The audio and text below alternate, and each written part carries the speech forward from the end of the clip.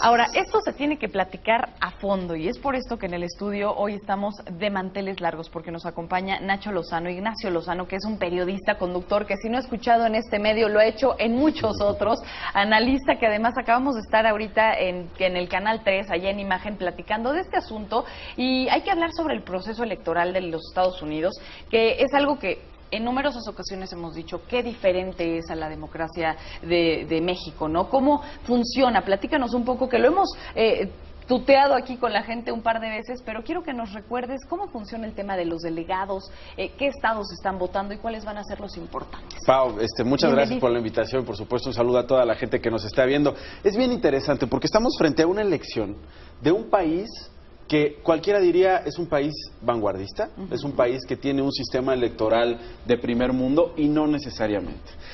Por ejemplo, detalles como el asunto electoral. Digamos que hay dos niveles en esta elección presidencial. Sí. El nivel que tiene que ver con el voto popular, el nivel que tiene que ver con la voluntad de los ciudadanos, de la gente... Del voto por voto. Casilla por... vote, ¿no? Que habrá que ver cómo lo haremos ahí con chispa. Y luego el tema precisamente de los delegados. Hay asambleas que se definen a partir de la cantidad de habitantes que hay en cada estado. Sí. Una vez que se eligen a estos miembros de la asamblea, forman parte de colegios electorales.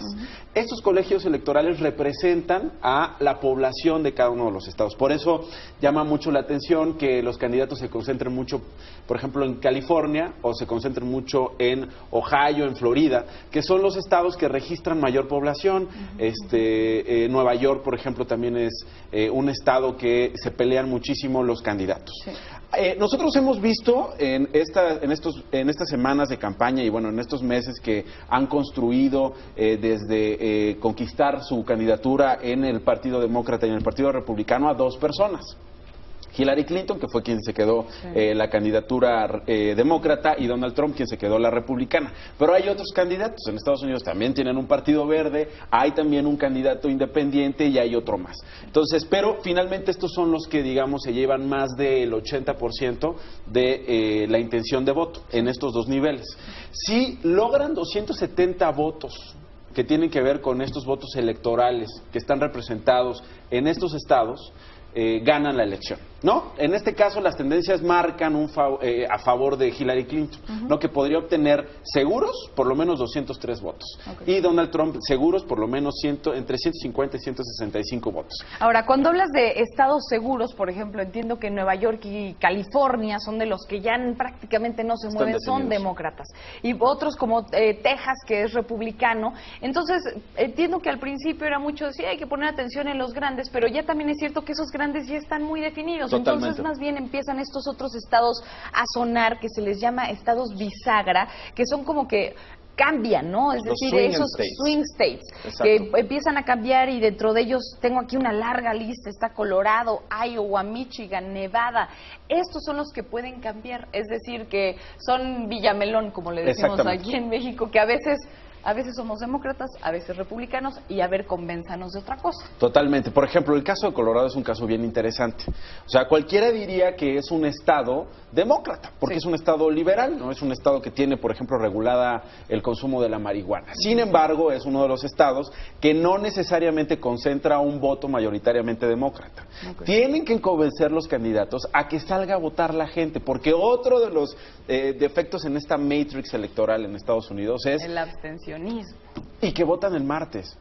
Entonces, martes es un día laboral. O sea, es decir, imagínate que nosotros votáramos aquí en martes, pues si de por sí el abstencionismo, la apatía del electorado en nuestro país, pues es importante, pues imagínate ahora en un día laboral. Bueno, pues entonces tienen que hablarle a estos estados para convencer no solamente a las bases que sí tienen estos partidos políticos, sino a los otros que están indecisos, que no saben si irse con melón, con este discurso de vamos a ver a nosotros, vamos a hacer más grande Estados Unidos, mejor todavía, nuestra economía tiene que ser la número uno, América para los americanos, pero también el mundo para los americanos, o este otro asunto de, bueno, hay que hacer una política económica más diplomática. Esta mujer tiene experiencia, ya ha tenido experiencia, pues no solamente en el gobierno como secretaria de Estado, pero también ha sido legisladora, no sé qué vaya a pasar. Sí, ¿entre cuál de los dos? A ellos hay que hablarle. Y creo que, imagínate, si después de todo este contraste que hemos tenido de los dos candidatos, ellos no se deciden,